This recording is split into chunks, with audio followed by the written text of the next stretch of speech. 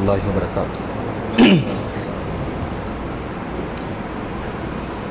الحمد للہ نحمده ونستعینه ونستغفره ونعوذ باللہ من شرور انفسنا ومن سیئات اعمالنا من يهده الله فلا مضل له ومن يضلل فلا هادي له وأشهد أن لا إله إلا الله وحده لا شريك له وأشهد أن محمدا عبده ورسوله يا أيها الذين آمنوا اتقوا الله حق تقاته ولا تموتن إلا وأنتم مسلمون يا أيها الناس اتقوا ربكم الذي خلقكم من نفس واحدة وخلق منها زوجها وبث منهما رجالا كثيرا ونساء واتقوا الله الذي تساءلون به والأرحام إن الله كان عليكم رقيبا يا أيها الذين آمنوا اتقوا الله وقولوا قولا سديدا يصلح لكم أعمالكم ويغفر لكم ذنوبكم ومن يطع الله ورسوله فقد فاز فوزا عظيما أما بعد فإن خير الحديث كتاب الله وخير الهدي هدي محمد صلى الله عليه وسلم وشر الأمور محدثاتها وكل محدثة بدعة وكل بدعة ضلالة وكل ضلالة في النار أعوذ بالله من الشيطان الرجيم بسم الله الرحمن الرحيم ومن الناس من يتخذ من دون الله أندادا يحبونهم كحب الله والذين آمنوا أشد حبا لله۔ صدر محترم، علماء کرام، محترم بزرگوں، نوجوان بھائیوں، پردہ نشین ماؤں اور بہنوں، پیارے بچوں،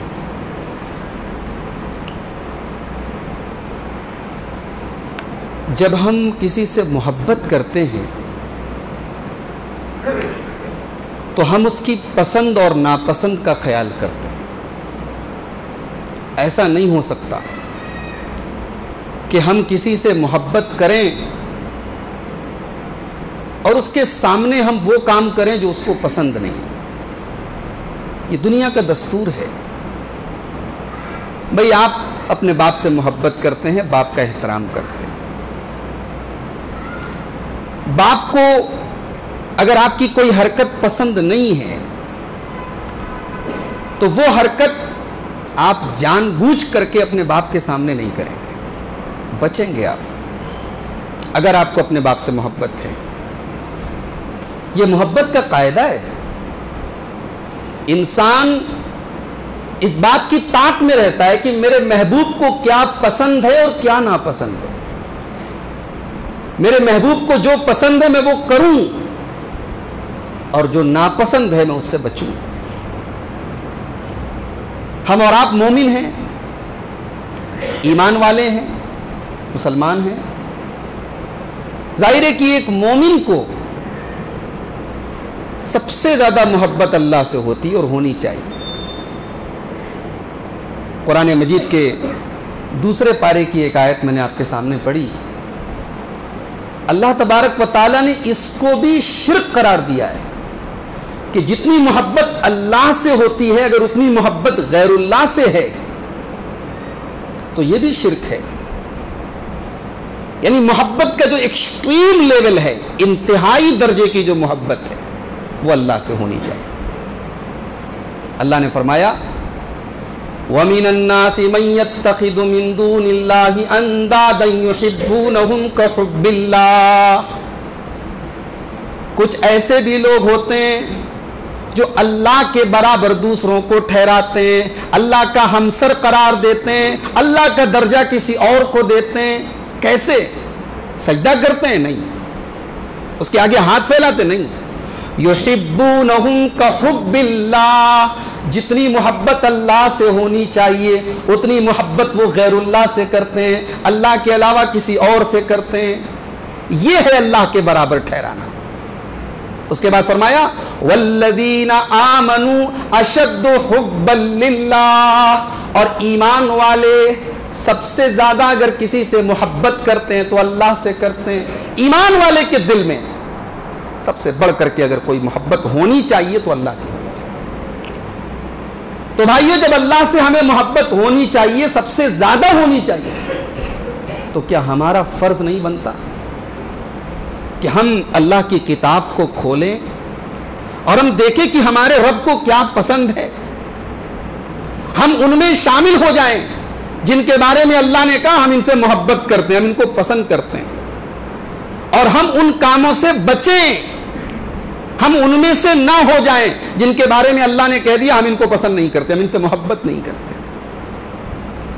تو آج کی میری تقریر کا عنوان یہی ہے، اللہ تعالیٰ کو کیا پسند ہے اور کیا ناپسند ہے، اللہ کن لوگوں سے محبت کرتا ہے اور کن لوگوں سے نفرت کرتا ہے، کن لوگوں کو ناپسند کرتا ہے۔ ظاہر ہے کہ عنوان بہت بڑا ہے، اگر ہم انالائز کریں، اگر ہم تحقیق کریں تو ظاہر ہے کہ سینکڑوں چیزیں ملیں گی قرآن و سنت میں جن کے بارے میں اللہ نے کہا ہم ان کاموں سے محبت کرتے ہیں اور ان کاموں سے ہم محبت نہیں کرتے۔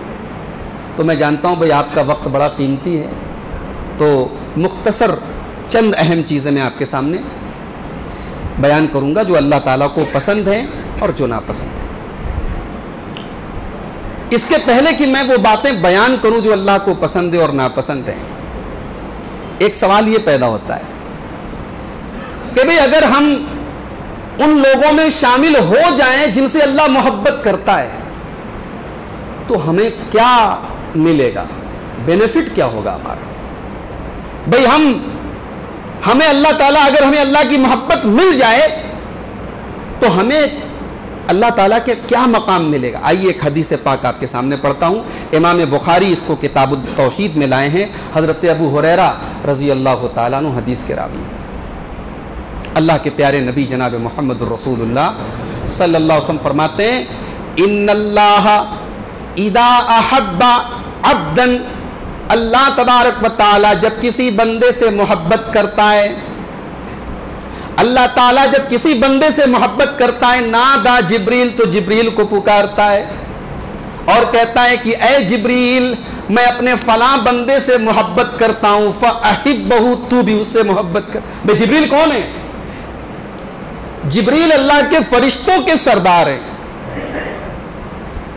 اللہ اور پیغمبروں کے درمیان قاصد کی حیثیت رکھتے ہیں حضرت جبریل امین علیہ الصلوۃ والسلام۔ اللہ جب کسی سے محبت کرتا ہے تو فرشتوں کے سردار کو بلا کر کے اعلان کرتا ہے کہ اے جبریل میرا فلاں بندہ میرا محبوب ہے، میں اس سے محبت کرتا ہوں، تو بھی اس سے محبت کر۔ اب آگے الفاظ سنیے حدیث کے، اللہ کے نبی فرماتے ہیں کہ پھر حضرت جبرائیل علیہ السلام فرشتوں کے درمیان اعلان کرتے ہیں اور کہتے ہیں کہ اللہ تبارک و تعالیٰ اپنے فلاں بندے سے محبت کرتا ہے، تم سب اس سے محبت کرو، فَيُحِبُّهُ أَهْلُ السَّمَاءِ، اور تمام کے تمام آسمان کے فرشتے اس بندے سے محبت کرنے لگے۔ بھائیو، آج دنیا میں لوگ اپنی فین فالوئنگ کے حساب سے جائیں، بھائی فلاں کے 5 ملین فالوورز ہیں، فلاں کے فیس بک پر اتنے فرینڈز ہیں، فلاں کے انسٹاگرام پر اتنے فینس ہیں۔ ذرا سوچو اس آدمی کا کیا درجہ ہوگا جس کی فین فالوئنگ آسمان کے اوپر ہے، جس سے محبت کرنے والے زمین پر نہیں آسمان پر ہیں، جس سے جبریل محبت کرتے ہیں، جس سے میکائیل محبت کرتے ہیں، جس سے اللہ کے فرشتے محبت کرتے ہیں۔ اور اتنا ہی نہیں، آگے الفاظ سنیے حدیث کے، اللہ تعالیٰ جس بندے سے محبت کرتا ہے کیا کیا اس کو دیتا ہے۔ اللہ کے نبی فرماتے ہیں جبریل کو بلایا، جبریل کے ذریعے اعلان کروایا، جبریل نے سارے فرشتوں سے کہا اور فرشتوں سے بھی اقرار کرایا کہ فرشتوں تم بھی اللہ کے اس بندے سے محبت کرو۔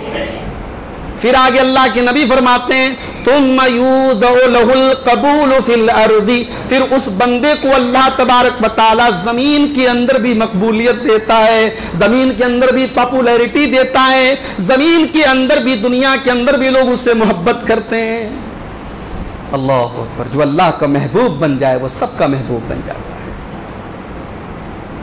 دلوں کو جیتنا ہے میرے بھائیوں تو اللہ کی محبت حاصل کرو۔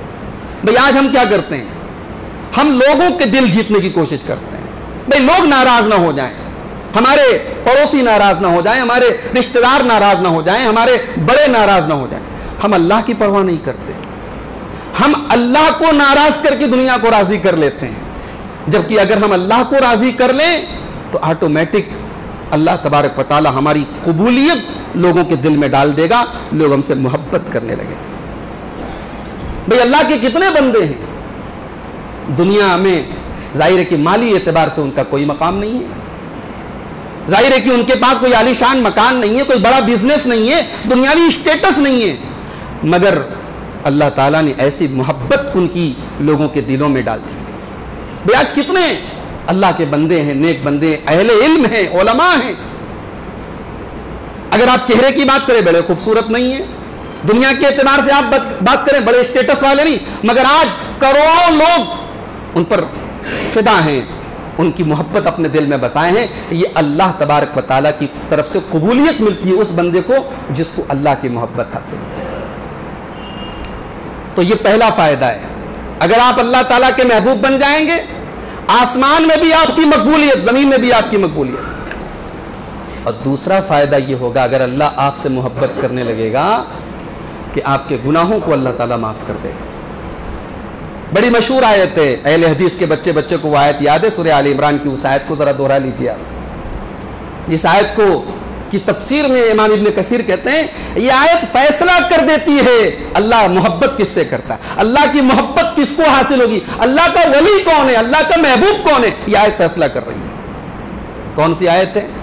قُلْ إِن كُنتُمْ تُحِبُّونَ اللَّهَ فَاتَّبِعُونِي يُحْبِبْكُمُ اللَّهُ۔ اے نبی آپ اعلان کر دیجئے اگر تم اللہ سے محبت کرتے ہو، فَاتَّبِعُونِي تو تم نبی کی اتباع کرو، تم نبی کی پیروی کرو، يُحْبِبْكُمُ اللَّهُ اللہ تبارک و تعالیٰ تم سے محبت کرنے لگے گا، اور جب اللہ تم سے محبت کرنے لگے گا وَيَغْفِرْ لَكُمْ ذُنُوبَكُمْ تمہارے سارے کے سارے گناہوں کو معاف کر دے گا۔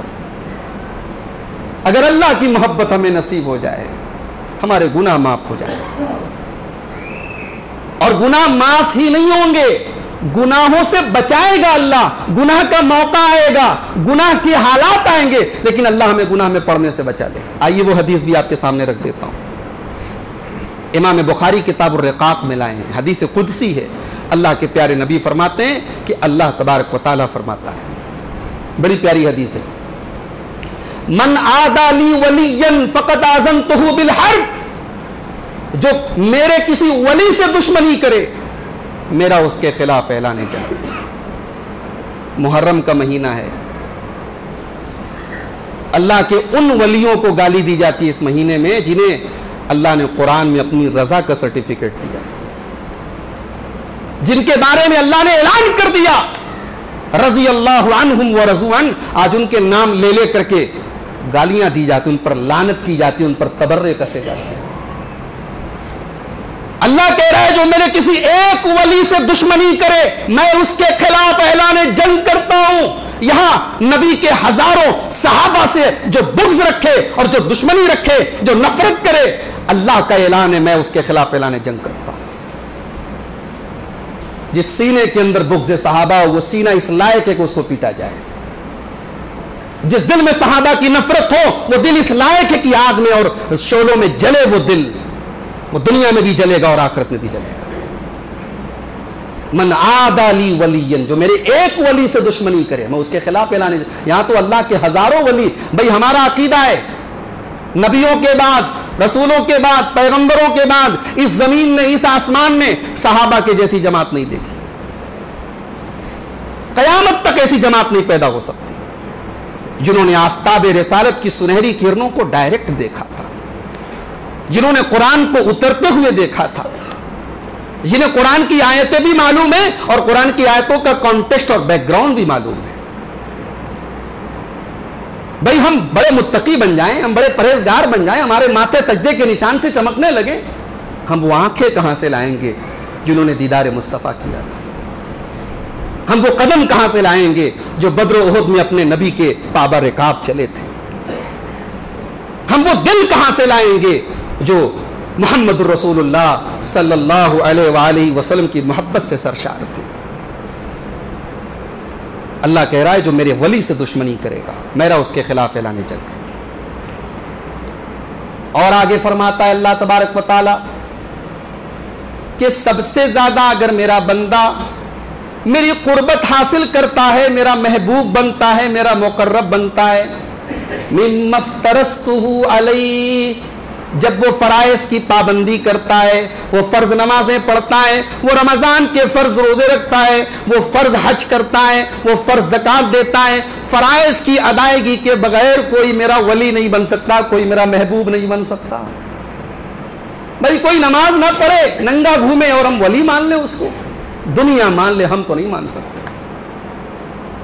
جو نماز کی پابندی نہ کرے، جو فرائض کی کا اہتمام نہ کرے، اللہ تعالیٰ کہہ رہا ہے میرا بندہ سب سے پہلے اگر میری قربت اور محبت حاصل کرتا ہے تو فرائض کے ذریعے کرتا ہے۔ نماز چھوڑ کے اللہ کو راضی نہیں کر سکتے بھائی، زکات چھوڑ کر کے، روزہ چھوڑ کر کے، فرائض چھوڑ کر کے آپ اللہ کو راضی نہیں کر سکتے۔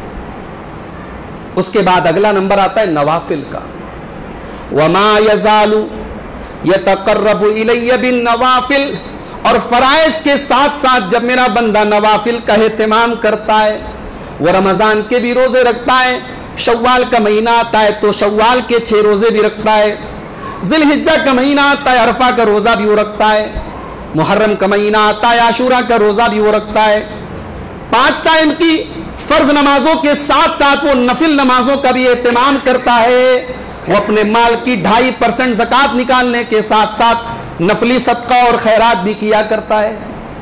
فرائض کے ساتھ ساتھ جب بندہ نوافل کا اہتمام کرتا ہے، اللہ تبارک و تعالیٰ فرماتا ہے وہ بندہ میرے قریب آتا رہتا ہے، وہ میرا مقرب بنتا چلا جاتا ہے، حتی احبہ، یہاں تک کہ میں اپنے اس بندے سے محبت کرنے لگتا ہوں۔ اللہ اس بندے سے محبت کرنے لگتا ہے، اور جب میں اس بندے سے محبت کرنے لگتا ہوں، کنت سمعہ الذی یسمع بہ، میں اس کا کان بن جاتا ہوں جس سے وہ سنتا ہے، وبصرہ الذی یبصر بہ، میں اس کی آنکھیں بن جاتا ہوں جس سے وہ دیکھتا ہے، ویدہ التی یبطش بہا، میں اس کا ہاتھ بن جاتا ہوں جس سے وہ پکڑتا ہے، ورجلہ التی یمشی بہا، میں اس کا پیر بن جاتا ہوں جس سے وہ چلتا ہے۔ کیا مطلب؟ اللہ ہاتھ بن جاتا ہے، اللہ پیر بن جاتا ہے، اللہ آنکھ بن جاتا ہے، اللہ کا کیا مطلب ہے اس حدیث کا؟ مطلب یہ ہے کہ کان اس کا ہے، آنکھ اس کی ہے، ہاتھ اس کا ہے، پیر اس کا ہے، مگر اب اس کا ہاتھ وہاں اٹھتا ہے جہاں اللہ چاہتا ہے، اس کا پیر ادھر چلتا ہے جدھر اللہ چاہتا ہے، اس کی آنکھیں ادھر اٹھتی ہیں جدھر اللہ چاہتا ہے۔ اللہ اس کی آنکھوں کی حفاظت کرتا ہے، اللہ اس کے کانوں کی حفاظت کرتا ہے، اللہ اس کو گناہوں سے بچاتا ہے۔ یہ مقام ہے ان کا جن کو اللہ کی محبت نصیب ہو جائے، اللہ گناہوں سے بچاتا ہے۔ اور اتنا ہی نہیں، وہ مستجاب الدعوات ہو جاتا ہے، وہ اللہ کی بارگاہ میں ہاتھ اٹھائے تو اللہ رائے گا نہیں لوٹاتا، اللہ اس کو بیکار نہیں لوٹاتا، اس کی دعا ضرور قبول کرتا ہے۔ وَلَئِن سَأَلَنِي لَأُعْطِيَنَّهُ، اگر میرا وہ بندہ میری بارگاہ میں ہاتھ اٹھائے، وہ دعا کرے، وہ سوال کرے تو میں ضرور دیتا ہوں۔ وَلَئِنِ اسْتَعَاذَنِي لَأُعِيذَنَّهُ، اگر میرا وہ بندہ کسی مصیبت سے میری پناہ طلب کرے تو میں اس کو ضرور پناہ دیتا ہوں۔ اور حدیث پاک کا جو آخری ٹکڑا ہے اس میں عقیدے کا ایک سبق ہے، میں وہ چاہتا ہوں وہ بھی آپ کو سناتا ہوں۔ اللہ تعالیٰ کہتا ہے وَمَا تَرَدَّدْتُ عَنْ شَيْءٍ، مجھے کسی چیز میں تردد نہیں ہوتا۔ تردد کا مطلب کیا ہوتا ہے؟ اردو میں تردد استعمال ہوتا ہے، انگریزی میں آپ کہہ سکتے ہیں کنفیوژن، انگریزی میں ہم کنفیوژن کہتے ہیں اس کو۔ اللہ کہہ رہا ہے کہ مجھے کسی چیز میں تردد نہیں ہوتا، مگر ہاں میرا وہ مومن بندہ، میرا وہ محبوب بندہ جس سے میں محبت کرتا ہوں، جب اس کی موت کا ٹائم آتا ہے، اب موت کا فیصلہ آ چکا ہے، آج کی تاریخ میں، آج کے اس وقت اس کو موت آنی ہے، اللہ کہتا ہے اب مجھے تردد ہوتا ہے کہ میرا بندہ مرنا نہیں چاہتا ہے، موت کو پسند نہیں کرتا ہے، لیکن میرا فیصلہ ہو چکا ہے اور مجھے اس کی روح کو قبض کرنا ہے، مجھے اس کی جان لینی ہے، یہاں پر میں تردد کرتا ہوں۔ عقیدے کا مسئلہ یاد رکھو بھائی، تردد کمزوری ہوتی ہے، بھائی تردد تو کمزوری ہوتی ہے نا، بھائی یہ پانی رکھا ہوا ہے، اب مجھے تردد ہو رہا ہے، مجھے کنفیوژن ہو رہی ہے، میں یہ پانی پیوں کہ نہ پیوں۔ انسان کو تردد ہوتا ہے تو کمزوری کی وجہ سے ہوتا ہے، تردد ہوتا ہے انسان کے اندر کوئی کمزوری ہے، انسان کوئی کام نہیں کر پا رہا ہے، اس کے اندر کسی کام کے کرنے کی قدرت نہیں ہے، تب تردد ہوتا ہے۔ اور اللہ تعالیٰ کمزوری سے پاک ہے، اللہ تعالیٰ نقص سے پاک ہے، کمی سے پاک ہے۔ تو اس لیے علماء اس حدیث کا مطلب بتاتے ہیں کہ یہ تردد وہ تردد نہیں ہے جو انسان کو ہوتا ہے، بلکہ یہاں تردد جو اللہ تعالیٰ جس تردد کا ذکر کر رہا ہے، یہاں تردد کا مطلب یہ ہے اللہ تعالیٰ اپنے بندے سے اتنا پیار کرتا ہے، اتنا رحیم ہے، اتنا کریم ہے، اللہ تعالیٰ اپنی رحمت کا تذکرہ کر رہا ہے کہ میرے بندے کی موت کا فیصلہ آ چکا ہے اور میرا بندہ موت کو ناپسند کرتا ہے، اور اس کے میں بھی اس بندے کو ایسی چیز نہیں دینا چاہتا ہوں جو بندے کو پسند نہ ہو، لیکن میرا فیصلہ ہو چکا ہے، اس لیے مجھے اس کی روح کو قبض کرنا ہے، مجھے اس کی جان لینی ہے۔ تو بھائیو، اللہ تعالیٰ کو راضی کرو۔ ایک کتاب ہے، اردو میں بھی وہ مل جائے گی آپ کو، اس کا نام ہے اللہ کو کیا پسند ہے کیا ناپسند ہے، تقریباً 300-350 پیج کی کتاب ہے، اس کو آپ لوگ حاصل کیجئے، اس کو پڑھیے۔ میں تو چند چیزیں بیان کروں گا، اس کے اندر سینکڑوں چیزیں ذکر کی گئی ہیں، اللہ کو کیا پسند ہے اور کیا ناپسند ہے۔ تو آئیے قرآن کھولتے ہیں، اللہ کو کیا پسند ہے۔ سب سے پہلے ان چیزوں کو دیکھتے ہیں جو اللہ کو پسند ہے۔ اللہ نے فرمایا سورہ بقرہ کے اندر، ان اللہ یحب المحسنین، اللہ تبارک و تعالیٰ احسان کرنے والوں کو پسند کرتا ہے۔ احسان کس کو کہتے ہیں؟ بھائی اردو میں بھی ہم استعمال کرتے ہیں احسان کا لفظ، کسی کے ساتھ بھلائی کرنا ہو تو ہم کہتے ہیں احسان کرو۔ یہ احسان کا لفظ بڑا جامع لفظ ہے، کسی کے ساتھ بھلائی کرنا، حسن سلوک کرنا، فیض پہنچانا، فائدہ پہنچانا، اپنی ذات کے ذریعے کسی کو کچھ دے دینا، یہ سب کا سب احسان کے اندر داخل ہے۔ اللہ تعالیٰ احسان کرنے والوں کو پسند کرتا ہے۔ اور احسان کا اگر اور کلیئر مطلب سمجھنا ہے تو سورہ ہجر کی اس آیت کو اپنے سامنے رکھو، جسے بعض صحابہ نے کہا کہ قرآن کی سب سے جامع آیت ہے یہ، جو ہم جمعہ کے خطبے میں بھی سنتے ہیں اس آیت کو۔ ان اللہ یأمر بالعدل والاحسان وایتاء ذی القربى، اللہ تبارک و تعالیٰ 3 چیزوں کا حکم دیتا ہے اور 3 چیزوں سے تمہیں منع کرتا ہے۔ اللہ تعالیٰ عدل کا حکم دیتا ہے، احسان کا حکم دیتا ہے، اور رشتہ داروں کو دینے کا اور بھلائی کرنے کا حکم دیتا ہے۔ اللہ تعالیٰ 3 چیزوں کا حکم دیتا ہے، عدل کا، احسان کا اور رشتہ داروں کے ساتھ بھلائی کا۔ علماء کہتے ہیں عدل کا مطلب ہوتا ہے برابری، بھئی جس کا جو حق ہے وہ دے دینا، برابر سرابر پہ معاملہ سلٹا لینا۔ میں نے آپ سے 100 روپیہ قرض لیا، آپ کو لوٹانے کے ٹائم میں نے 100 روپیہ لوٹا دیا، یہ عدل ہے۔ احسان یہ ہے کہ میں نے آپ سے 100 روپیہ لیا لیکن میں آپ کو لوٹا رہا ہوں 110 روپیہ۔ یہ پہلے سے طے نہیں تھا ورنہ سود ہو جائے گا، بھئی طے نہیں تھا، طے یہ تھا کہ میں آپ سے قرض لے رہا ہوں، لیکن میں اپنی طرف سے اپنی خوشی سے، پہلے سے طے نہیں تھا، میں آپ کو 100 کے بجائے 110 دے رہا ہوں، یہ احسان ہے۔ عدل یہ ہے جس کا جو حق ہے اسے دے دیا جائے، احسان یہ ہے حق سے بڑھ کے دیا جائے۔ اسی لیے قرآن میں اللہ تعالیٰ جہاں بھی والدین کا تذکرہ کرتا ہے ان کے لیے احسان کا لفظ استعمال کرتا ہے۔ والدین عدل کے لائق نہیں ہے، والدین احسان کے لائق ہیں۔ وَبِالْوَالِدَيْنِ إِحْسَانًا إِمَّا يَبْلُغَنَّ عِندَكَ الْكِبَرَ أَحَدُهُمَا أَوْ كِلَاهُمَا فَلَا تَقُل لَّهُمَا أُفٍّ وَلَا تَنْهَرْهُمَا وَقُل لَّهُمَا قَوْلًا كَرِيمًا۔ اپنے والدین کے ساتھ احسان کرو. جب دونوں میں سے کوئی ایک یا دونوں بڑھاپے کو پہنچ جائیں, انہیں تمہارے سہارے کی ضرورت پڑ گئی, انہیں تمہاری مدد کی ضرورت پڑ گئی, اب وہ کمزور ہو گئے, تم طاقتور ہو. کل تم کمزور تھے, وہ طاقتور تھے. تم راتوں کو روتے تھے, وہ تمہارے لیے جاگتے تھے. تم ایک ایک سوال 100 بار ان سے کرتے تھے, وہ 100 بار تمہیں جواب دیتے تھے. آج وہ بوڑھے ہو گئے, کان ان کے کمزور ہو گئے, بدن ان کا کمزور ہو گیا, آج انہیں تمہارے سہارے کی ضرورت ہے. اللہ فرماتا ہے جب وہ بڑھاپے کو پہنچ جائیں تو اس عمر میں آنے کے بعد ان کا اور زیادہ خیال کرو, ان کو اپنی زبان سے تکلیف نہ پہنچاؤ, ان کو اف بھی نہ کہو, ان کو ڈانٹو نہیں. وَقُلْ لَهُمَا قَوْلًا كَرِيمًا, ان سے ادب سے بات کرو, تمیز سے بات کرو. جن کے والدین زندہ ہیں میرے بھائی وہ قدر کریں. جس کا والد چلا جائے, جس کی والدہ چلی جائے, یہ ہمارے گھر کی چھت ہوتے ہیں بھائی. انسان 50 سال کی عمر میں بھی اپنے باپ کو کھو دے تو اسے لگتا ہے کہ میں یتیم ہو گیا, اپنی ماں کو کھو دے تو اسے لگتا ہے کہ میں بے سہارا ہو گیا.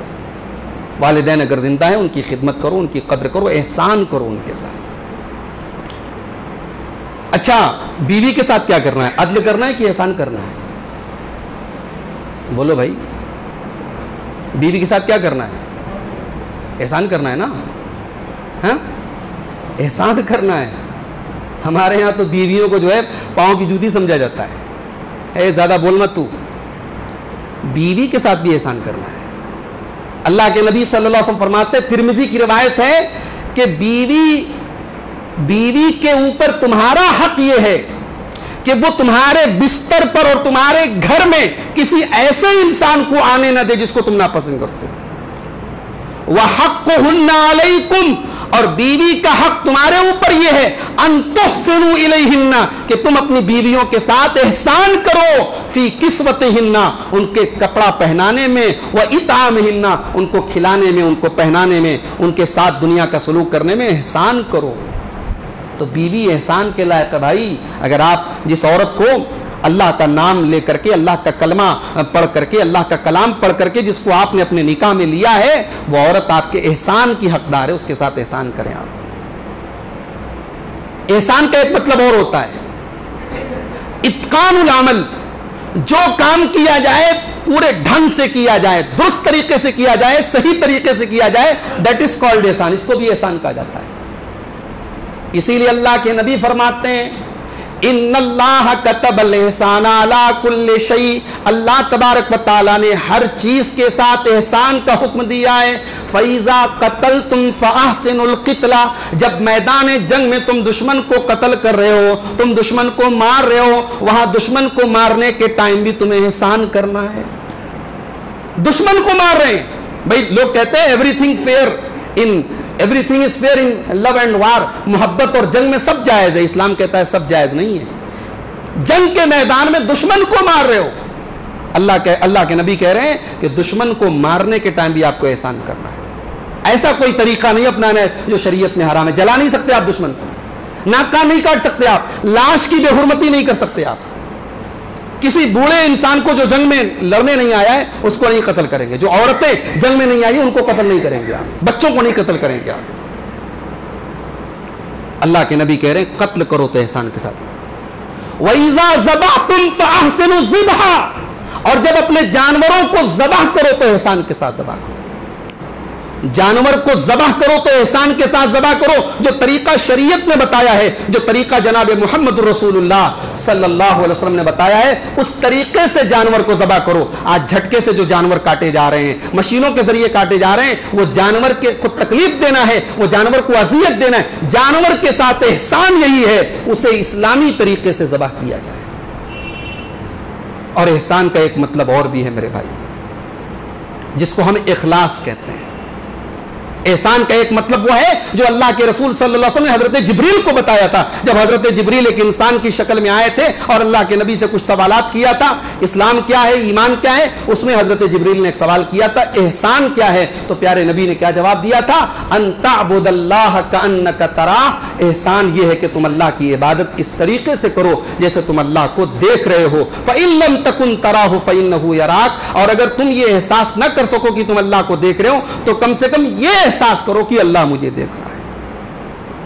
آج مسجدوں میں کیمرے لگے ہوئے, مدرسوں میں کیمرے لگے ہوئے ہیں اور کیمرے لگنے سے چوری کی گھٹنائیں بند ہو جاتی ہیں, کیمرے لگنے سے چھیڑخانی کے حادثات کم ہو جاتے ہیں, کیمرے لگنے سے مطلب کرائمز کم ہو جاتے. کیوں؟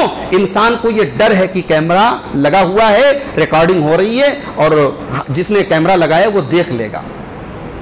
اگر یہ احساس ہمارے اندر پیدا ہو جائے کہ اللہ بھی دیکھ رہا ہے, بھئی یہ افسوس کی بات ہے, ہم دنیا سے ڈرتے ہیں, پبلک سے ڈرتے ہیں, اللہ سے نہیں ڈرتے.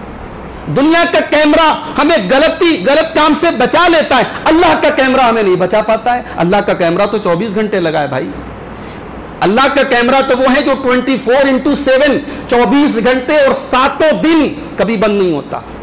وَإِنَّ عَلَيْكُمْ لَحَافِظِينَ کِرَامًا کاتبین یعلمون ما تفعلون. میرے کرامن کاتبین تمہاری ایک ایک ایکٹیویٹی کو, ایک ایک حرکت کو لکھ رہے ہیں. تو احسان یہ بھی ہے کہ ہمارے دل میں یہ احساس پیدا ہو جائے اللہ ہمیں دیکھ رہا ہے. اگر یہ چیز اگر ہمارے اندر پیدا ہو جائے, اللہ تعالی ہم کو توفیق دے کہ یہ احسان ہم اپنے اندر پیدا کریں. تو احسان کا 3 مطلب میں نے بتایا. احسان کا پہلا مطلب لوگوں کے ساتھ بھلائی کرو, اچھا سلوک دو, لوگوں کے حق سے بڑھ کے ان کو دو. احسان کا دوسرا مطلب کوئی کام کرو تو ڈھنگ سے کرو, شریعت کے تقاضے کے مطابق کرو. اور احسان کا تیسرا مطلب اپنے اندر اخلاص پیدا کرو. آگے بڑھتے ہیں. دوسری چیز, اللہ تعالیٰ کس سے محبت کرتا ہے؟ ان اللہ یحب المتقین. اللہ تبارک و تعالیٰ متقیوں سے محبت کرتا ہے جن کے اندر تقوی ہو. تقوی کیا ہے؟ اردو میں ہم تقوی کا ایک ترجمہ کرتے ہیں پرہیزگاری. پرہیزگاری کا مطلب سمجھتے ہیں آپ؟ ایک آدمی شوگر پیشنٹ ہے, ڈاکٹر نے منع کیا ہے بھائی آپ کو چکن نہیں کھانا ہے, اس کو چکن بہت پسند ہے. ڈاکٹر نے منع کیا تم کو میٹھا نہیں کھانا ہے, اس کو رسگلہ بہت پسند ہے. اب اس کے گھر میں سارے لوگ بیٹھ کر کے رسگلہ کھا رہے, وہ نہیں کھا رہا ہے. یہ ہے پرہیزگاری. ایک چیز ہمیں پسند ہے, ہمیں مرغوب ہے, محبوب ہے, مگر ہمیں پتا ہے یہ ہمارے لیے رسکی ہے, اس سے ہم پرہیز کریں. یہ تقویٰ ہے. تقویٰ یہ ہے کہ اپنے اور گناہوں کے درمیان ایک دیوار کھڑی کر دی جائے کہ میں اس گناہ کے قریب نہیں جاؤں گا, میں اللہ سے ڈرتا ہوں. یہ تقویٰ ہے. اسی لیے حضرت عمر فاروق رضی اللہ تعالیٰ عنہ نے جب حضرت ابی بن کعب سے پوچھا کہ اے ابی بن کعب تقویٰ کیا چیز ہے, تقویٰ کس کو کہتے ہیں؟ حضرت ابی بن کعب نے کہا حل مررت بطریق ذات شوک. اے عمر, اے امیر المومنین, کیا آپ کا گزر ایسے راستے سے کبھی ہوا ہے جہاں دونوں طرف کانٹے دار جھاڑیاں ہوں؟ کہا کہ ہاں گزر تو ہوا ہے. کہ دونوں طرف کانٹے دار جھاڑیاں ہوں, کیسے گزریں گے آپ, کیسے چلیں گے آپ؟ حضرت عمر نے فرمایا شمرت واجتہدت, میں کپڑے سمیٹ لوں گا اور محنت کر کے بچ کر کے میں نکل جاؤں گا. حضرت ابی بن کعب نے کہا فذالک التقویٰ, اسی کا نام تقویٰ ہے. بھئی بے حیائی کا سیلاب ہے, دنیا بے حیائی میں مبتلا ہے, دنیا عریانیت میں مبتلا ہے. ہماری ایک بہن ہے, وہ گھر سے نقاب میں نکلتی ہے اور نقاب میں واپس آتی ہے, وہ اپنی حیا, اپنے پردہ, اپنے حجاب سے کوئی کمپرومائز نہیں کرتی. یہ تقویٰ ہے. پورے زمانے میں بدکاری اور زناکاری پھیلی ہوئی ہے. ایک نوجوان اپنی خواہشات پر کنٹرول کرتا ہے, اپنی شرمگاہ کی حفاظت کرتا ہے, اپنے آپ کو زنا سے بچاتا ہے. یہ تقویٰ ہے. حرام کمائی کے ہزاروں راستے کھلے ہیں, لوگ سود سے پیسے کما رہے ہیں, لوگ جوا کھیل رہے ہیں, لوگ لاٹری کھیل رہے ہیں, لیکن میں حلال کے 1 روپیے کو حرام کے 100 روپیے سے بہتر سمجھتا ہوں, میں حلال کو ترجیح دیتا ہوں. یہ تقویٰ ہے. تو تقویٰ والوں سے اللہ تعالیٰ محبت کرتا ہے. حضرت عثمان غنی رضی اللہ تعالیٰ عنہ کی سیرت ہمارے نوجوانوں کو پڑھنی چاہیے. عثمان غنی رضی اللہ تعالیٰ عنہ نے دور جاہلیت میں بھی کبھی شراب نہیں پی. جس دور میں شراب پینا جرم نہیں مانا جاتا تھا, شراب پینا عیب نہیں مانا, لوگ شراب پیتے تھے. عثمان غنی کہتے اس دور میں بھی میں نے شراب کو ہاتھ نہیں لگایا. جس دور میں بدکاری عام تھی, زناکاری عام تھی عرب کے اندر, اس دور میں بھی عثمان غنی کہتے ہیں میں نے کسی پرائی عورت کو ہاتھ نہیں لگایا. تو یہ ہے تقویٰ میرے بھائی, کہ زمانے میں گناہوں کے تقاضے موجود ہیں, مگر اپنے دامن کو گناہوں سے بچا لیا جائے, اللہ کا خوف اپنے دل میں پیدا کر لیا جائے. یہ تقویٰ ہے. اللہ تعالیٰ متقیوں سے محبت کرتا ہے.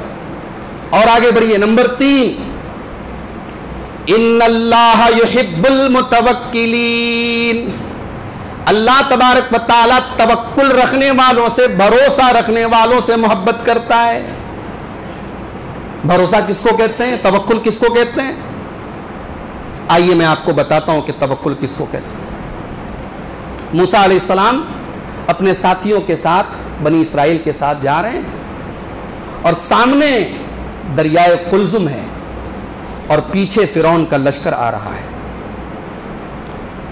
حضرت موسیٰ علیہ السلام جب دریا کے قریب پہنچے تو موسیٰ علیہ السلام کے ساتھیوں نے کہا انا لمدرکون، اے موسیٰ اب تو ہم پکڑ لیے جائیں گے، سامنے دریا ہے، پیچھے فرعون ہے، اور کوئی اور سیکنڈ آپشن نہیں ہے، کوئی راستہ نہیں ہے۔ حضرت موسیٰ علیہ السلام نے کہا کلا، ایسا نہیں ہو سکتا، ان معی ربی سیہدین، میرا رب میرے ساتھ ہے، وہ ضرور مجھے کوئی راستہ دکھائے گا۔ یہ ہے توکل۔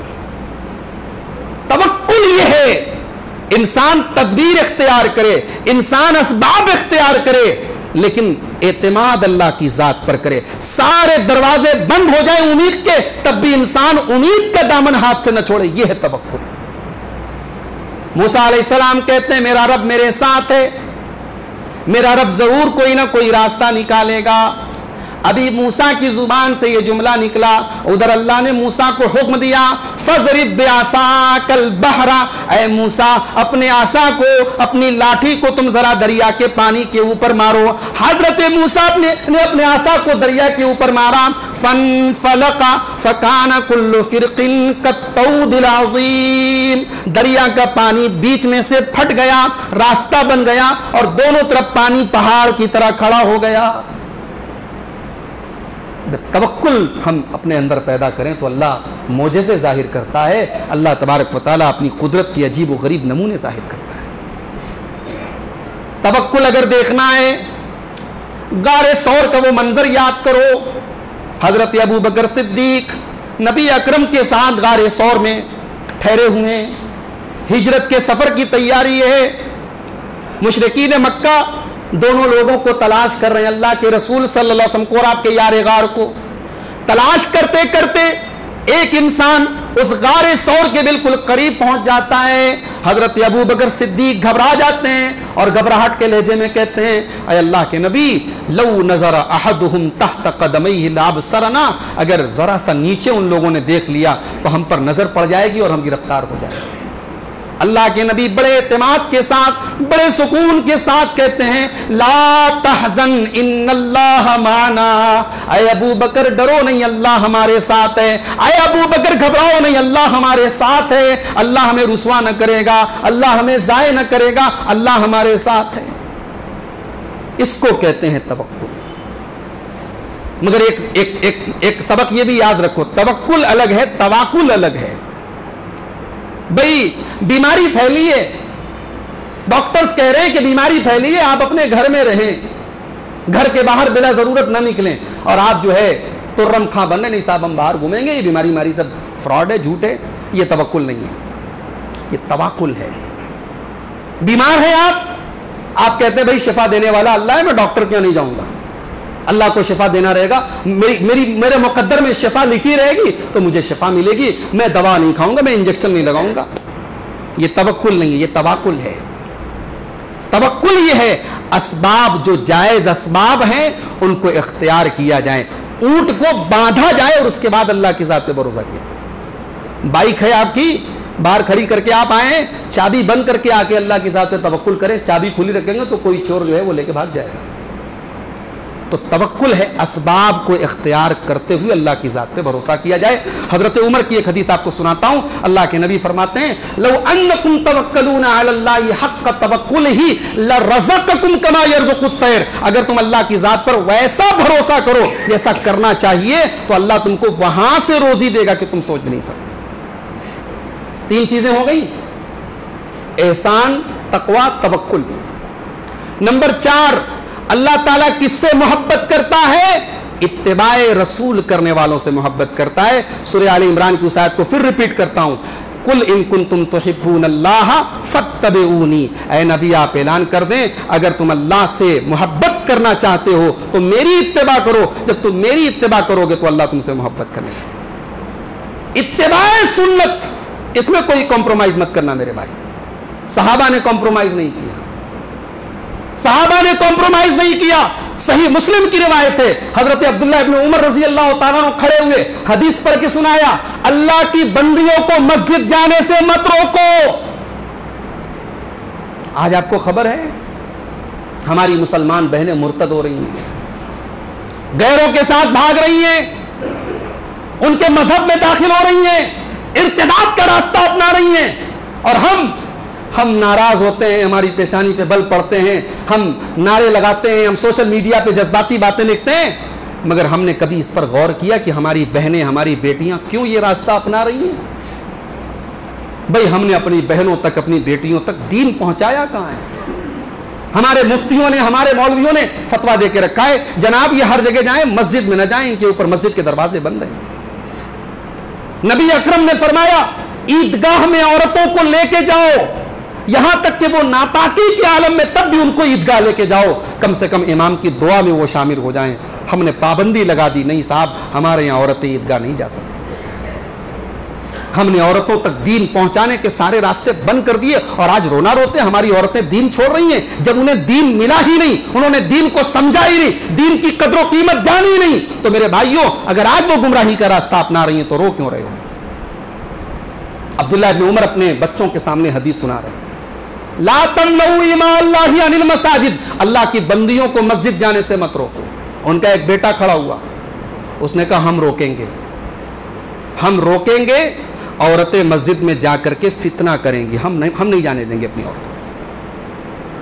अब्दुल्लाह इब्न उमर सहाबी रसूल हैं, कहा कि मैं रसूल की हदीस सुना रहा हूं, तू कह रहा है हम रोकेंगे? हदीस के अल्फाज है, सही मुस्लिम की रिवायत है, फसब्बहू, अपने बेटे को बुरा भला कहा, अपने बेटे को सख्त सुस्त कहा, बुरा भला कहा, और उसके बाद कहा वल्लाहि ला उकल्लिमुका अबदा, अल्लाह की कसम आज के बाद तुझसे बात नहीं करूंगा। और उसके बाद जिंदगी भर अपने उस बेटे से हजरत अब्दुल्लाह इब्न उमर ने बात नहीं की। इत्तिबाए सुन्नत के मामले में सहाबा इतने सख्त है मेरे भाई, इत्तिबाए रसूल के बगैर नजात नहीं है, दुनिया में भी नहीं, आखिरत में भी नहीं। अल्लाह ताला कह रहा है कि ऐ नबी आप ऐलान कर दीजिए, अगर तुम अल्लाह ताला की मोहब्बत हासिल करना चाहते हो तो रसूल की इत्तिबा करो। तो ये चौथी चीज़ है, इत्तिबाए रसूल, इत्तिबाए सुन्नत के बगैर हम अल्लाह को राज़ी नहीं कर सकते, अल्लाह की मोहब्बत हम नहीं हासिल कर सकते। नंबर 5, वल्लाहु युहिब्बुस साबिरीन, अल्लाह तबारक व तआला सब्र करने वालों से भी मोहब्बत करता है। अपने अंदर सब्र पैदा करो। एक सब्र तो वो होता है, मुसीबत घर में पड़ी है, मैयत घर में पड़ी है, किसी का इंतकाल हुआ है, किसी का बाप रुखसत हुआ है, किसी की माँ रुखसत हुई है, किसी का भाई गया है, इतनी बड़ी मुसीबत आई है, दिल गमगीन है, आंखों से आंसू बह रहे हैं, मगर अपनी जुबान को कंट्रोल रखना है, अपनी जुबान से कोई ऐसी बात नहीं निकालनी है जो अल्लाह को नाराज करे। ये सब्र है। ये सब्र की बड़ी मशहूर किस्म है कि मुसीबत पर सब्र किया जाए। आज मुहर्रम का महीना है, सैयदना हुसैन रजी अल्लाह तआला अन्हु का नाम आज बाजारों में लिया जाता है, उनकी शहादत को याद किया जाता है। भाई हमें हुसैन के नाना जनाब मुहम्मदुर रसूलुल्लाह सल्लल्लाहु अलैहि वसल्लम ने जो तालीम दी है कि मुसीबतों में सब्र किया जाए। सैयदना हुसैन रजी अल्लाह अन्हु की शहादत, उनके बड़े भाई सैयदना हसन की शहादत, उनके वालिद हजरत अली की शहादत, हजरत उमर फारूक की शहादत, हजरत उस्मान गनी की शहादत, भाई ये तमाम शहादतें, ये तमाम बड़ी बड़ी हस्तियों का दर्दनाक तरीके से शहीद होना, ये जाहिर है कि उम्मत के लिए बहुत बड़ा सदमा था। मगर हमें मुहम्मदुर रसूलुल्लाह ने जो तालीम दी है वो ये कि गमों को मनाया नहीं जाता है। भाई गमों को मनाया नहीं जाता है, गम तो दिल में रखा जाता है, और गम को बस 3 दिन तक जाहिर करने की इजाजत है। तो सब्र कीजिए। और सब्र की एक आला किस्म मैं आपको और बता दूं, अस्सब्रु अनिल मासिया, गुनाह से अपने आप को बचाना, यह भी सब्र है। गुनाह करने का मौका मिल रहा है। भाई आज सबके हाथ में मोबाइल है, मोबाइल पर एक उंगली के टच पे जाहिर है कि गंदगी का पूरा जहान आबाद है, गंदगी की पूरी दुनिया आबाद है। अब आप अकेले में हैं और आपके हाथ में आपका मोबाइल है। अब जाहिर है कि उस गुनाह से आपको अगर कोई बचा सकती है कोई ताकत, तो अल्लाह का डर बचा सकता है। اللہ کے ڈر سے گناہ کا موقع مل رہا ہو اور گناہ سے اپنے آپ کو بچا لیا جائے. یہ ہے صبر میرے بھائیوں. اللہ تعالیٰ صبر کرنے والوں سے محبت کرتا ہے. اور صبر کی تیسری قسم یہ ہے کہ انسان نماز اگر شروع کر رہا ہے. ہمارے بہت سارے بھائی ہیں جمعہ کے خطبے میں آتے ہیں, مولوی صاحب نے نماز کے اوپر تقریر کی, امام صاحب نے تقریر کی, نماز کا جذبہ دلایا, نماز کی محبت پیدا ہوئی, نماز کی عادت شروع, نماز کی پابندی شروع کر دی, 1 مہینہ نماز پڑھی, 2 مہینہ نماز پڑھی, اس کے بعد چھوڑ دیا. یہ صبر نہیں ہے. صبر یہ ہے کہ نیکی کے کاموں کو پرماننٹ کیا جائے, ریگولرلی کیا جائے, نیکی کے کاموں پر مداومت کیا جائے, نیکی کے کاموں کو برابر کیا جائے. یہ صبر ہے. تو صبر کی 3 قسمیں ہیں. مصیبت پر صبر کیا جائے, گناہ سے اپنے نفس کو بچایا جائے, اور نیکی کے کاموں پہ جمے رہا جائے. ان تینوں کو صبر کہتے ہیں. اور اللہ کہتا ہے کہ میں صبر کرنے والوں سے محبت کروں. اس کے بعد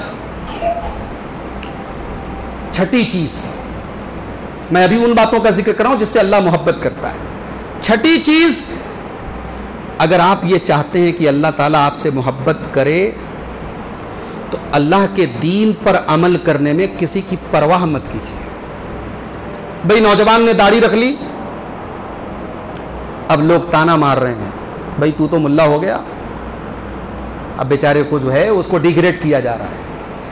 مسلمان لڑکی ہے, پردے میں جانے لگی, جوان ہو گئی, بالغ ہو گئی, پردے میں جانے لگی, اس کے گھر کی عورتیں کہنے لگی ارے تو ابھی تمہاری عمر کیا ہے, 12 سال کی 13 سال کی, تو پردے میں جا رہی ہے. ڈیگریڈ کیا جا رہا ہے.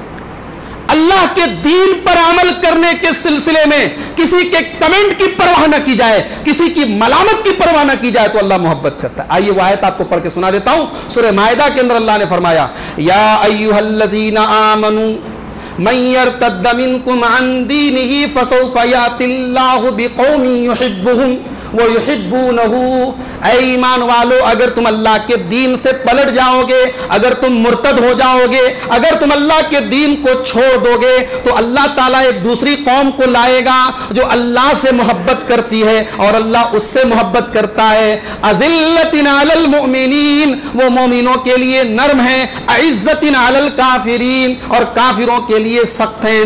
يُجَاهِدُونَ فِي سَبِيلِ اللَّهِ, وہ اللہ کی راہ میں جہاد کرتے ہیں. وَلَا يَخَافُونَ, اور وہ اللہ کی راہ میں کسی ملامت کرنے والے کی ملامت سے ڈرتے نہیں. کون کیا کہہ رہا ہے, اگر ہم صحیح راستے پہ چل رہے ہیں, اگر ہم اللہ کے دین پہ چل رہے ہیں, تو اللہ تعالیٰ کہتا ہے وہ کسی کی ملامت کی پرواہ نہیں کرتا. تو یہ کام اگر ہم کریں تو اللہ ہم سے محبت کرے گا. 6 چیزیں ہو گئی. نمبر 7, ساتواں کام جس کے کرنے والے سے اللہ تبارک و تعالی محبت کرتا ہے.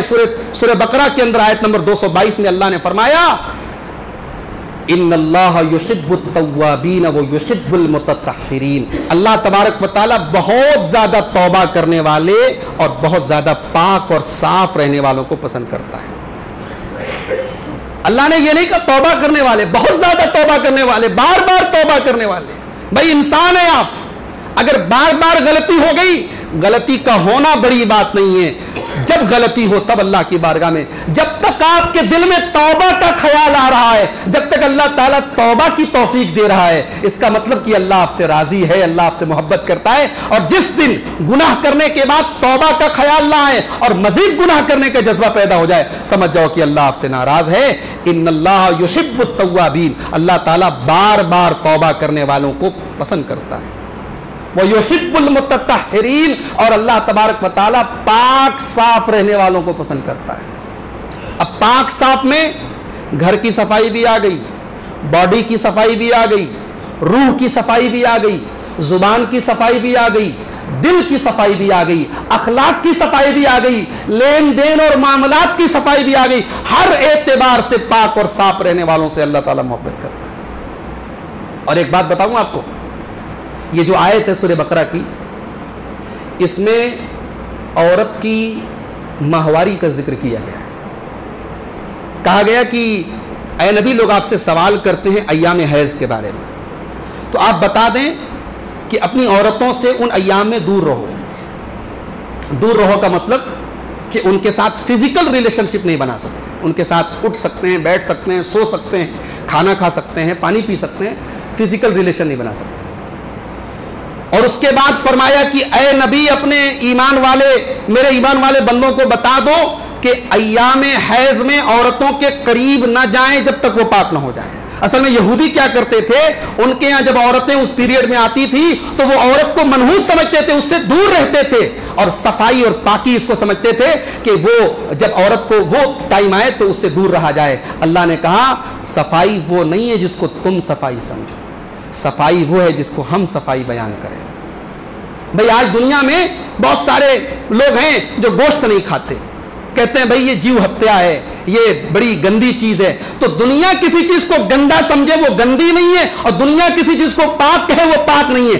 پاک وہ ہے جسے اللہ پاک کہے, اور ناپاک وہ ہے جسے اللہ ناپاک کہے. بھئی سور ہے, اللہ نے اس کو ناپاک کا, حرام کا. بھئی ہمارے یہاں سور جو ہے وہ گندگیوں میں رہتا ہے, امریکہ اور یورپ میں تو اس کے بڑے بڑے فارم ہیں, بڑی صفائی سے اس کو پالا جاتا ہے. تو کیا وہ حلال ہو جائے گا, وہ پاک ہو جائے گا؟ وہ ناپاک ہے تو ناپاک رہے گا. اللہ تعالیٰ نے یہ نقطہ بیان کیا کہ یہودی سمجھتے ہیں کہ صفائی کا مطلب ہے عورت سے ان ایام میں دور رہا جائے, اس کو ٹچ نہ کیا جائے, اس کے ساتھ بستر پہ سویا نہ جائے, اس کا پانی اس برتن میں سے پانی نہ پیا جائے. اور میرے نبی نے یہ تعلیم دی. حضرت عائشہ کہتی ہیں کہ میں اس حالت میں ہوتی تھی, ایام حیض میں ہوتی تھی, اور میں گوشت کھاتی تھی, اور جہاں سے میں گوشت کی بوٹی کو نوچ کے کھاتی تھی جناب محمد رسول اللہ صلی اللہ علیہ وسلم وہیں پر اپنا منہ لگا کر کے گوشت کھا لیتے تھے. میں برتن سے پانی پیتی تھی, اور جہاں میں اپنا ہونٹ لگاتی تھی میرے نبی وہیں اپنا ہونٹ لگا کے پانی پیتے تھے. میرے نبی نے سبق دیا ان یہودیوں کو کہ عورت ناپاک نہیں ہے, تمہارے کہہ دینے سے وہ ناپاک نہیں ہو جائے گی. اس کی ناپاکی اس معنی میں ہے وہ نماز نہیں پڑھ سکتی, وہ روزہ نہیں رکھ سکتی, شوہر بیوی کا تعلق قائم نہیں کیا جا سکتا, لیکن اٹھنا بیٹھنا سونا جاگنا یہ ساری چیزیں جائز ہیں. تو اللہ تبارک و تعالیٰ توبہ کرنے والوں اور پاک صاف رہنے والوں کو پسند کرتا ہے. اب آئیے اپنے موضوع کے دوسرے حصے کی طرف بڑھتے ہیں. اللہ تعالیٰ کن چیزوں کو ناپسند کرتا ہے؟ فَإِنَّ اللَّهَ لَا يُحِبُّ الْكَافِرِينَ. اللہ تبارک و تعالیٰ کفر کو پسند نہیں کرتا ہے. اللہ کو کافر پسند نہیں, کفر پسند نہیں ہے, اللہ کو شرک پسند نہیں ہے. اللہ تعالیٰ کو ایک بندہ دنیا بھر کی نیکیاں لے کے چلا جائے, لیکن اگر ایمان کے بغیر اللہ تعالیٰ کے یہاں جائے گا اللہ اسے جنت میں داخل نہیں کرے گا. ہم اور آپ اللہ کا لاکھ لاکھ شکر ادا کریں, جتنا بھی شکر ادا کریں کم ہے کہ اللہ نے ہمیں اور آپ کو مسلمان بنایا ہے. ہمارے بنارس میں ابھی ساون کا مہینہ چل رہا تھا. یقین مانیں آپ, مہاراشٹر سے نہیں, کیرل اور کرناٹک اور مدراس سے پیدل مطلب سفر کر کے جب بنارس پہنچے تو ٹرین سے یا فلائٹ سے اترنے کے بعد وہ ننگے پاؤں, جو ہمارے یہاں بہت بڑا عبادت خانہ ہے ہمارے غیر مسلم بھائیوں کا, وہاں جا کر کے ایک پتھر کی بنی ہوئی شرمگاہ کی عبادت ہوتی ہے. اس پر ہزاروں لیٹر دودھ بہایا جاتا ہے. کیا یہ منظر دیکھ کر کے آپ کے دل میں یہ جذبہ نہیں پیدا ہوتا کہ اللہ نے ہمیں اور آپ کو توحید پر بنایا, ایمان دیا اللہ نے کتنی بڑی نعمت ہمیں دی ہے. اللہ کی قسم ہم غریب ہیں, مزدور ہیں, جھوپڑ پٹی میں رہنے والے ہیں, اگر ہمارے پاس ایمان ہے, توحید ہے, میرے بھائیوں ہم سے زیادہ دولت مند کوئی نہیں ہے. اور ایک انسان بڑی بڑی بلڈنگوں میں رہتا ہے, ارب پتی ہے, کروڑ پتی ہے, دنیا کی دولت کی آسائشوں کی کوئی کمی نہیں ہے, اگر اس کے پاس ایمان نہیں اس سے بڑا فقیر اور اس سے بڑا پھٹیچر کوئی نہیں ہے. کل اللہ کی بارگاہ میں سب سے بڑی دولت یہی توحید اور ایمان ثابت ہے. قرآن مجید کے تیسرے پارے کی اس آخری آیت کو آپ یاد کر لیں, ان الذین کفروا وماتوا وهم کفار فلن يقبل من احدهم ملء الارض ذهبا. جو لوگ ایمان کے بغیر دنیا سے چلے گئے, کفر کی حالت میں دنیا سے چلے گئے, کل قیامت کے وہ زمین بھر کے سونا بھی اگر اللہ کی بارگاہ میں دے دیں اور اللہ سے کہیں کہ اے اللہ تم کو جہنم سے بچا لے, اللہ ان کو جہنم سے نہیں بچائے گا. زمین بھر کے سونا دے کر کے بھی انسان اگر توحید کے بغیر گیا ہے, کفر کے اوپر گیا ہے, شرک کے اوپر گیا ہے, تو میرے بھائیوں کل قیامت کے دن وہ اللہ کے عذاب سے نہیں بچ سکتا ہے. فَإِنَّ اللَّهَ لَا يُحِبُّ الْكَافِرِينَ. اللہ تبارک و تعالیٰ کافروں سے محبت نہیں کرتا ہے.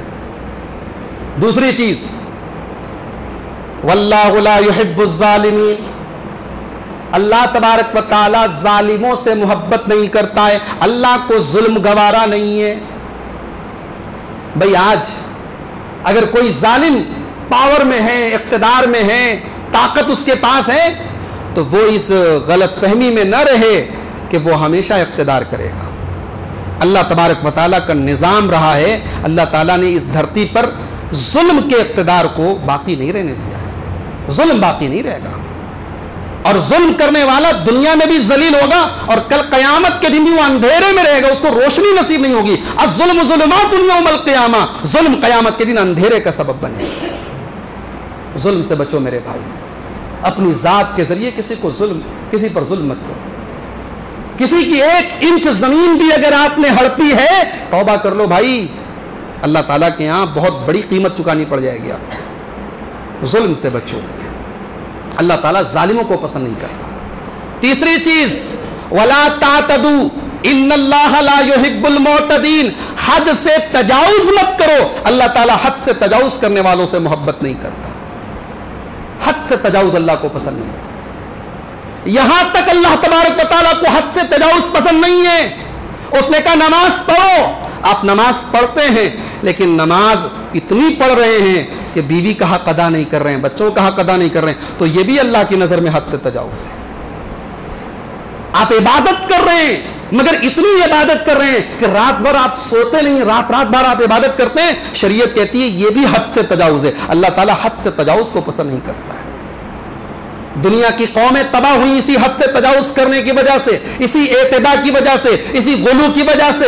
حضرت عیسیٰ کے مقام کو اللہ تک پہنچا دیا، حضرت عزیر کے مقام کو اللہ تک پہنچا دیا، حضرت مریم کے مقام کو اللہ تک پہنچا دیا، اور آج کتنے ہمارے مسلمان بھائی ہیں جنہوں نے اللہ کے نبی صلی اللہ علیہ وسلم کو اللہ کے مقام تک پہنچا دیا، اللہ کے ولیوں کو، اللہ کے نیک بندوں کو اللہ کے مقام تک پہنچا دیا۔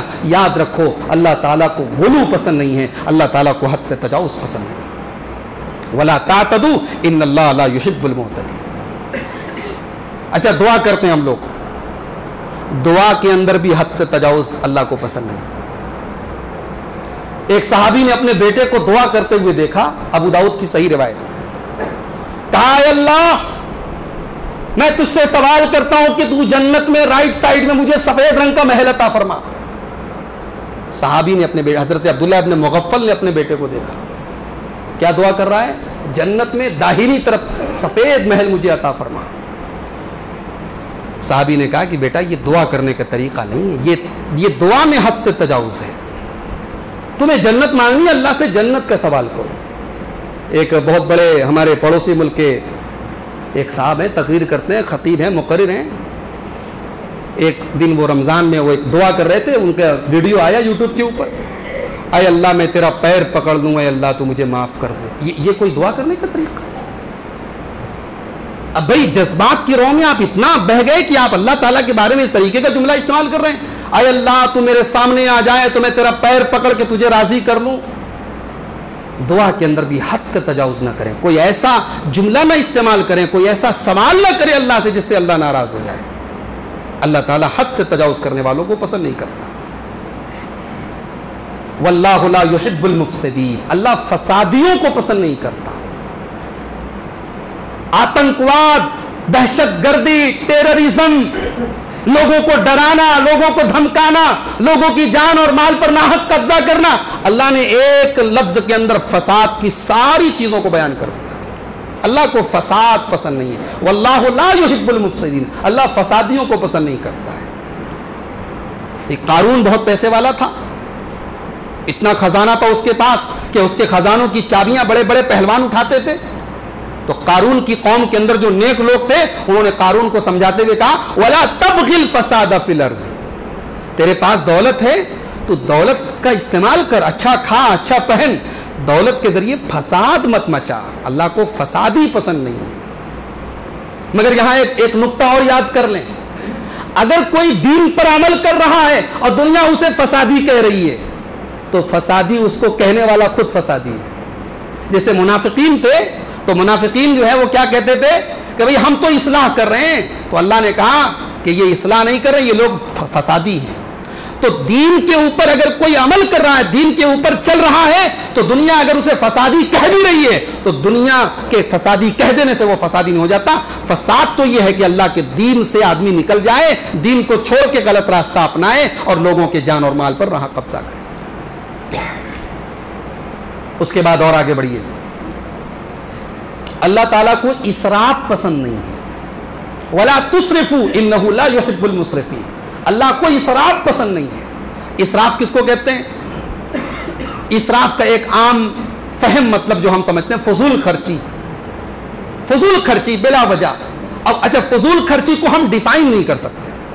بھئی ایک آدمی 100 روپیہ روز کما رہا ہے اور 110 روپیہ لٹا رہا ہے تو ظاہر ہے کہ وہ فضول خرچی کر رہا ہے. لیکن جو روزانہ 1 لاکھ روپیہ کما رہا ہے اگر وہ 1000 روپیہ بھی کہیں خرچ کر رہا ہے تو ہم اس کو فضول خرچی تو نہیں کہہ سکتے نا. فضول خرچی کو ہم کسی فیگر میں ڈیفائن نہیں کر سکتے, کسی گنتی میں.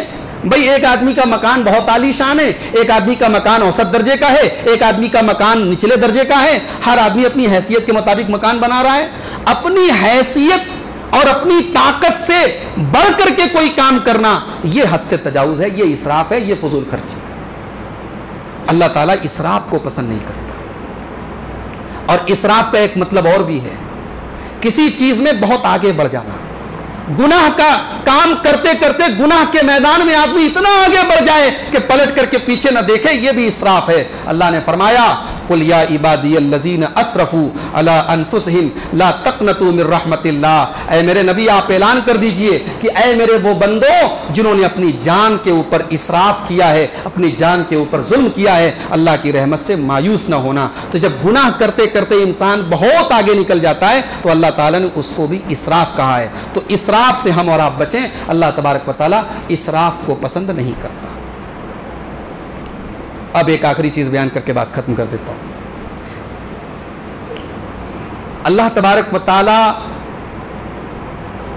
ظلم کو پسند نہیں کرتا, کفر کو پسند نہیں کرتا, حد سے تجاوز کو پسند نہیں کرتا, اسراف کو پسند نہیں کرتا. اللہ تعالیٰ اس کو بھی پسند نہیں کرتا کہ ہم اس سے دعا نہ کریں. اللہ کے نبی فرماتے ہیں اِنَّهُ مَن لَّمْ يَسْأَلِ اللَّهَ يَغْضَبْ عَلَيْهِ. جو اللہ سے دعا نہیں کرتا ہے اللہ اسے ناراض ہوتا ہے, اللہ اسے پسند نہیں کرتا. یہ اللہ کی شان رحیمی اور شان کریمی ہے. دنیا میں ہم جس سے بار بار مانگے وہ ہم سے ناراض ہو جاتا ہے.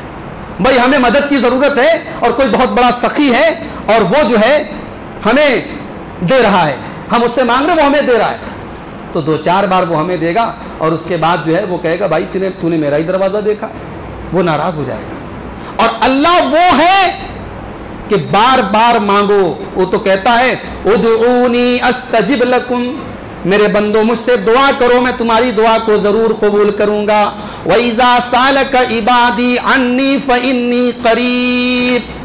اے میرے نبی جب میرے بندے آپ سے میرے بارے میں سوال کریں کہ اللہ تعالیٰ کہاں ہے تو آپ ان کو جواب دے دے فَإِنِّي قریب, کہ میں قریب ہوں.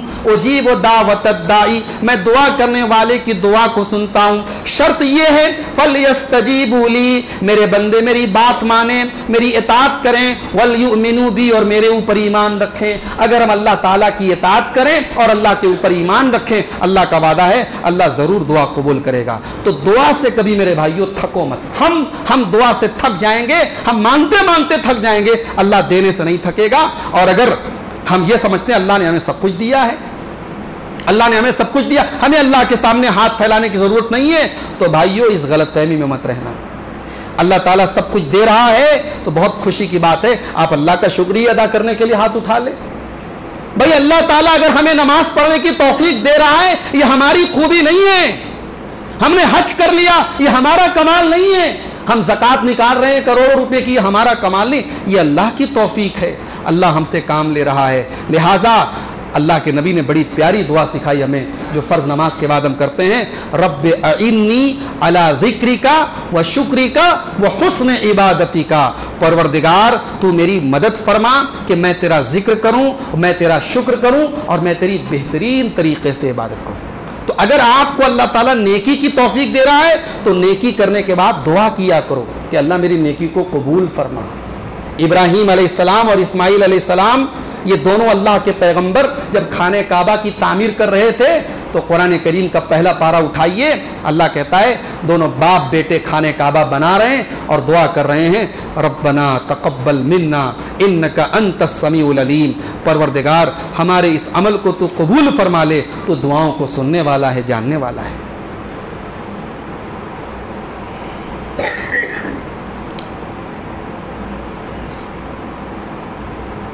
یہ ایک سوال آیا ہے کہ جنگ میں دشمن کو جلا نہیں سکتے. ایک کتاب مسجد میں پڑھی جاتی ہے کہ مسلمانوں نے دشمن کو آگ کی دیگچی پر چڑھا دیا. میرے علم میں ایسی کوئی حدیث نہیں ہے. انسان کو تو چھوڑ دو, اللہ کے رسول نے ایک مرتبہ صحابہ کو دیکھا کہ انہوں نے چیونٹیوں کو جلا دیا. ابو داؤد کی صحیح روایت ہے, چیونٹیوں کو صحابہ نے جلا دیا تو اللہ کے رسول نے منع کیا اور فرمایا کہ لا يعذب بالنار الا رب النار, کہ آگ کا عذاب آگ کا رب ہی دے سکتا ہے. آج ایک ویڈیو دیکھا ہوگا آپ نے, بڑا وائرل ہوا ہے محرم کے مہینے پہ. کچھ لوگ آگ میں کود رہے ہیں. بھئی ہمیں دعا کرنی چاہیے اللہ ہمیں اس دنیا میں بھی اور اس دنیا میں بھی آگ سے محفوظ رکھے. بھئی جو یہاں آگ میں کود رہا ہے وہ انشاءاللہ وہاں بھی آگ میں جائے گا. تو آگ کا عذاب آگ کا رب دے سکتا ہے. اسی لیے حضرت علی رضی اللہ تعالیٰ عنہ نے کچھ خوارج کو آگ میں جلوایا تھا. کچھ خوارج کو آگ میں جلوایا تھا تو حضرت عبداللہ ابن عباس رضی اللہ تعالیٰ عنہ نے اس پر اعتراض کیا تھا اور یہی حدیث پڑھی تھی کہ میں نے اپنے نبی کو یہ فرماتے ہوئے سنا ہے کہ آگ کا عذاب آگ کا رب ہی دے سکتا ہے. اگر کوئی مرتد ہو گیا ہے, کوئی اللہ کی شان میں گستاخی کر رہا ہے, اس کی سزا سزائے موت ہے, مگر اس کو جلایا نہیں جائے گا. تو حضرت علی نے اپنی غلطی سے رجوع کیا اور مانا کہ مجھ سے غلطی ہوئی ہے. تو آگ کے ذریعے کسی کو جلایا نہیں جائے گا. تو میرے بھائیوں, یہ چند باتیں تھیں. اللہ تعالیٰ کو کون کون سی چیزیں پسند ہیں, کون کون سی چیزیں ناپسند ہیں. اس موضوع پر جیسا کہ میں نے بتایا کہ اردو میں ایک کتاب موجود ہے, اللہ کو کیا پسند ہے اور کیا ناپسند ہے. اس کتاب کو آپ جو ہے پتہ کریں, اس کو حاصل کریں اور اس کا مطالعہ کریں اور گھر میں اپنے بچوں کو, اپنی عورتوں کو بھی اس طریقے کی چیزوں پر ابھاریں کہ بھئی وہ کام ہم کریں جن سے اللہ راضی ہوتا ہے اور ان کاموں سے ہم بچیں جن سے اللہ تعالیٰ ناراض ہوتا ہے. اللہ سے دعا ہے رب العالمین ہمیں اپنی رضا کے کاموں کو کرنے کی توفیق عطا فرمائے, اپنے ناراضگی اور اپنے غضب کے کاموں سے ہمیں بچنے کی توفیق عطا فرمائے. اللہ ہمیں سے جو بیمار ہیں سب کو شفائے کامل عاجل عطا فرمائے. جو ہم میں موجود ہیں اللہ سب کو ایمان پر ثابت قدم رکھے. جو ہم میں سے دنیا سے جا چکے ہیں اللہ ان کی مغفرت فرمائے, ان کی خطاؤں کو معاف فرمائے, ان کی نیکیوں کو قبول فرمائے. یہ مسجد جو کہ ابھی نئی تعمیر ہوئی ہے, اللہ تعالیٰ اس مسجد کی تعمیر میں حصہ لینے والے ہمارے تمام بھائیوں کو ان کی اس نیکی کو اللہ تعالیٰ قبول فرمائے اور اس مسجد کو ہمیں نماز کے ذریعے اور تلاوت کے ذریعے اور ذکر و دعا کے ذریعے آباد کرنے کی توفیق عطا فرمائے. اللہ ہمارے نوجوانوں کو بھی اپنی جوانی کی اصلاح کرنے کی توفیق دے. اللہ ہماری خواتین کی حفاظت فرمائے. اللہ ہم سب کو اپنے ایمان پر زندگی کی آخری سانس تک قائم رہنے کی توفیق عطا فرمائے. اللہ ہمارے ملک کو ہر قسم کی وبا سے, ہر قسم کی بلا سے محفوظ رکھے. ہمارے بستیوں کو اللہ تعالیٰ ہر وبا اور ہر وائرس سے محفوظ رکھے. اللہ ظالموں کے ظلم سے, شریروں کے شر سے, فرقہ پرستوں کی فرقہ پرستی سے اللہ ہمارے ملک کی حفاظت فرمائے. اللہ ہماری مسجدوں, ہمارے علماء, ہمارے دینی اداروں کی حفاظت فرمائے. اللہ تعالیٰ ہمیں اپنے نبی سے, نبی کے صحابہ سے, نبی کے اہل بیت سے سچی محبت کرنے کی توفیق عطا فرمائے. رب العالمین ہماری صفوں میں اتحاد پیدا فرما دے. جب تک ہم دنیا میں زندہ رہیں اسلام پر زندہ رہیں اور ہم سب کا خاتمہ ایمان پر ہو. آمین. وآخر دعوانا الحمد للہ رب العالمین. والسلام علیکم ورحمۃ اللہ.